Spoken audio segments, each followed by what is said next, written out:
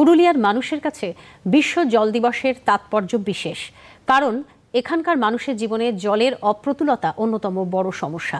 এখনো এমন বহু গ্রাম রয়েছে যেখানকার বাসিন্দাদের সামান্য পানীয় জল সংগ্রহ করতে বহুদূর যেতে হয়। এই পরিস্থিতিতে প্রধানমন্ত্রী জলজীবন মিশনের অন্তর্গত ঘরে ঘরে পানীয় জলের সংযোগ নতুন করে আশার আলো দেখাচ্ছে। বাড়ি বাড়ি চলছে জল সংযোগ দেওয়ার কাজ। পাশাপাশি বিদ্যালয় ও সরকারি দপ্তরগুলিতে বৃষ্টির জল সংরক্ষণে নেওয়া হয়েছে উদ্যোগ। নতুন করে পুকুরও কাটা হচ্ছে। সুদিনের আশায় পুরুলিয়ার মানুষ। আজ 22শে মার্চ বিশ্ব জল দিবস। তো আপনারা জানেন যে সবাই যে পুরুলিয়া জলের ভীষণ ঘাটতি আছে। তো জলের ঘাটতি মেটানোর জন্য আমাদের ব্লক থেকে বিভিন্ন প্রকল্প করা হয়েছে।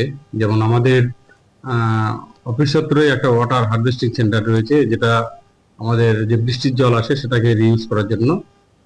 এছাড়াও আমাদের বিভিন্ন প্রকল্প রয়েছে, যেমন জলতীর্থ বা মাটির সৃষ্টি।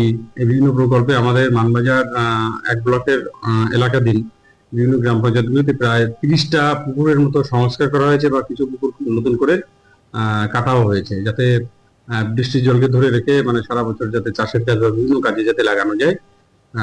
এছাড়াও আমাদের এমএনবি প্রকল্পে বিভিন্ন সফটপিট রয়েছে, যাতে জলটা রিইউজ হয়, রিসার্চ, ঠিক আছে। এগুলো রয়েছে বিভিন্ন প্রকল্প আমাদের ব্লক থেকে।